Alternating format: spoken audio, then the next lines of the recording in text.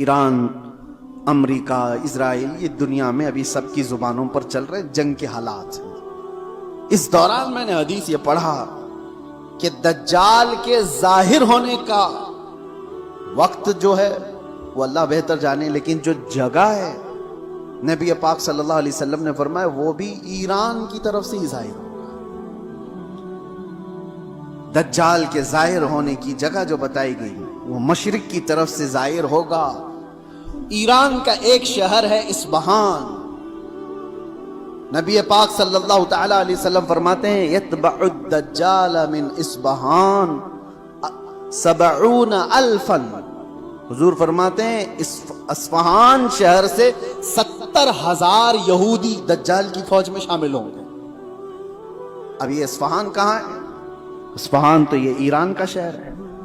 70,000 یہودی ہیں یہاں پر؟ نہیں، لگتے تو نہیں ہیں، لیکن حدیث پاک ہے، اللہ کے نبی صلی اللہ علیہ وسلم نے فرمایا 70,000 یہودی دجال کی جماعت میں داخل ہوں گے، وہ ایران کے اس شہر سے داخل ہوں گے، اس کی فوج میں آئیں گے۔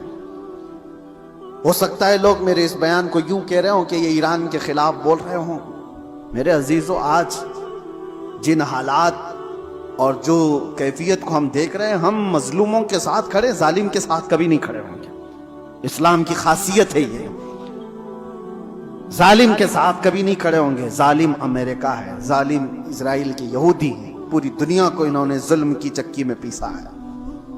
لیکن ایران کی جو کیفیت ہوگی، 70,000 یہودی وہاں سے نکلیں گے اور دجال کی جماعت میں آئیں گے، تو اتنا لگتا ہے کہ غالباً ایران پر یہودیوں کا ایسا قبضہ ہوگا، تبھی تو وہاں 70,000 یہودی ہوں گے۔ وہ دور آئے گا۔ آج جس حالت میں ایران لڑ رہا ہے، چند باتیں لوگوں کو خوش کر رہی ہیں۔ ایران نے اتنا ٹھوکا، اتنا مارا، ہو سکتا ہے، اور یہودیوں کو اور سپر پاور کو گھٹنے ٹیکنے پر مجبور کیا، یہ وقتی طاقت ہو سکتی ہے، اور اللہ کامیابی دے۔ ہم اس کے خلاف نہیں ہیں، لیکن حدیث پاک، مجھے اس حدیث پاک سے یہ لگتا ہے وہ وقت آئے گا جب ایران پر یہودیوں کا ایک غلبہ ہوگا، تبھی تو وہاں سے دجال کی جماعت میں لوگ شامل ہوں گے۔ دوسری حدیث یہ بھی میں بتاؤں، امام مہدی جب ظاہر ہوں گے تو فرمایا گا امام مہدی کی جو فوج ہوگی وہ قسطنطنیہ کو فتح کرے گی۔ قسطنطنیہ کیا ہے؟ کانسٹنٹائن جس کو کہا جاتا ہے، یہ استنبول شہر ہے جو آج کا ترکی کا شہر۔ اب حدیث سنو، استنبول شہر کیوں فتح ہوگا؟ وہاں تو مسلمان ہیں۔ آج جو حالات ہیں استنبول میں، اذانوں کی آوازیں گونج رہی ہیں، لوگ نماز پڑھ رہے ہیں، پھر امام مہدی کیوں فتح کریں گے؟ لگتا اس سے بھی یہ ہے کہ یہ بھی شہر مسلمانوں کا نہیں ہوگا اس وقت، یہ بھی عیسائی اور یہودیوں کے ہاتھ میں جا چکا ہوگا، اور امام مہدی کے زمانے میں اس کو فتح کیا جائے گا۔ اور حدیث کے جو الفاظ ملتے ہیں، ترتیب پہلے کیا ہونا ہے؟ امام مہدی ظاہر ہوں گے، وہ دمشق کی طرف لوگوں کو لے کر جائیں گے، اور پھر یہ جنگ ہوگی اور فتح قسطنطنیہ ہوگا، یعنی استنبول فتح ہوگا۔ وہ تو صرف 2 تکبیر پر فتح ہو جائے گا، یہ روایت میں ملتا ہے۔ امام مہدی اور مومنین کی جو جماعت ہے وہ شہر کے باہر کھڑے ہو کر اللہ اکبر کہے گی، آدھا شہر فتح ہو چکا ہوگا۔ دوسری بار اللہ اکبر کہیں گے، شہر فتح ہو چکا ہوگا۔ بڑی جنگ کا ذکر نہیں ہے، اور فتح ہو چکا ہوگا اسی وقت یہ افواہ پھیل جائے گی دنیا میں کہ دجال ظاہر ہو گیا ہے اور اس کا فتنہ مشہور ہو گیا ہے۔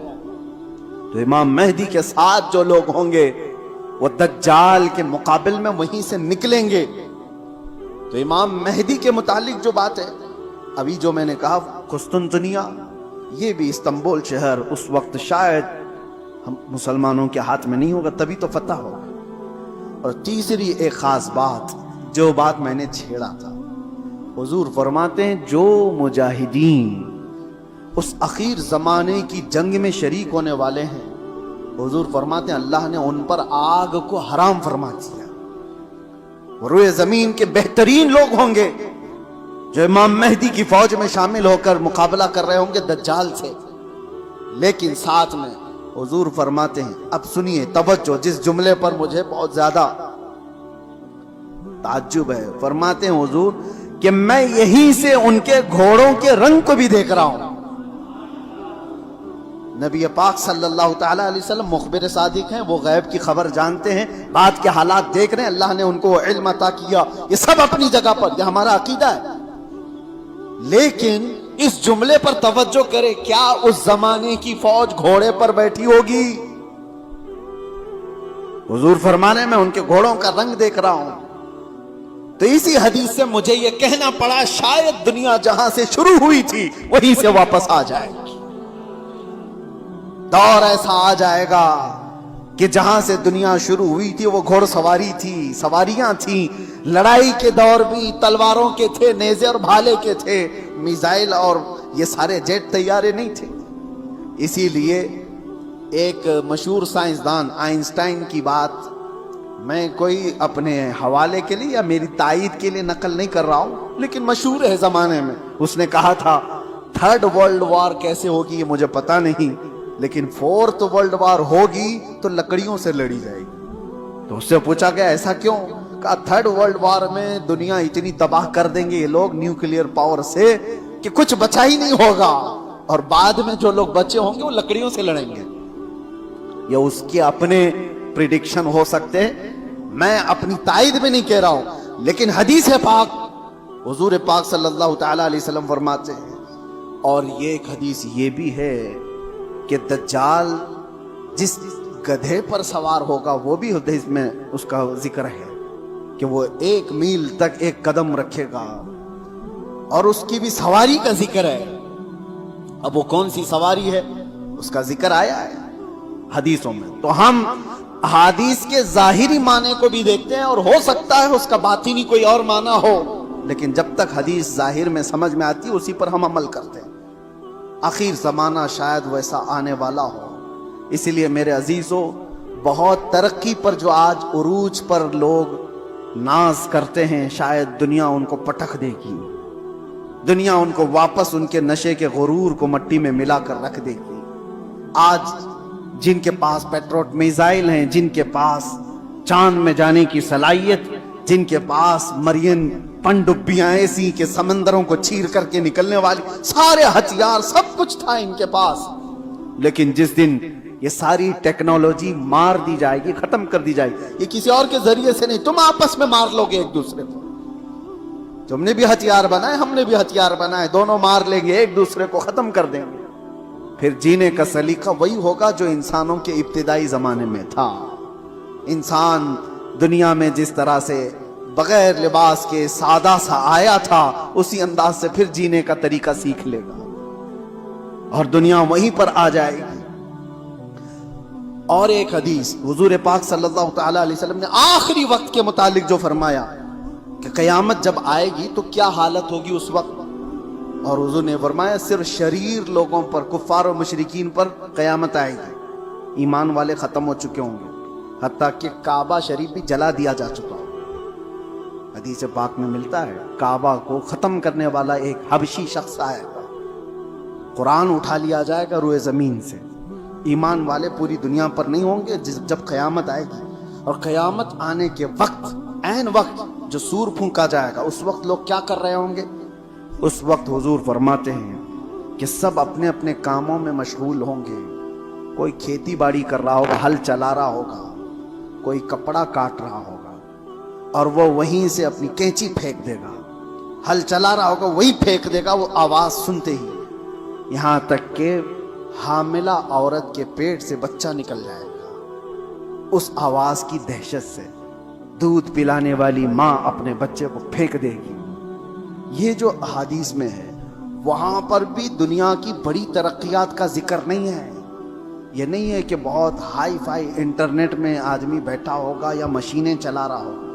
وہاں پر بھی حدیث میں ذکر ملتا ہے کہ ہل چلا رہا ہوگا, کینچی کاٹ رہا ہوگا. پھر مجھے یہی کہنا پڑتا ہے کہ دنیا جہاں سے شروع ہوئی تھی انہی حالات پر آ جائے گی. یہ کینچی ہاتھ میں لے گی اور ہل ہاتھ میں لے گی, زمین میں بیج بوئے گی اور فصل اگائے گی, اور جب آئیں گے تو چکی پیس کر کے اپنے گھر کے کھانے کا انتظام کرے گی. بہرحال جو بھی حالات ہیں, ہم دنیا کے آخری وقت پر آ چکے ہیں. اور ایک یہ بھی بات میں کہہ کر کے جاتا ہوں، بعض بزرگوں نے فرمایا امام مہدی کب ظاہر ہوں گے؟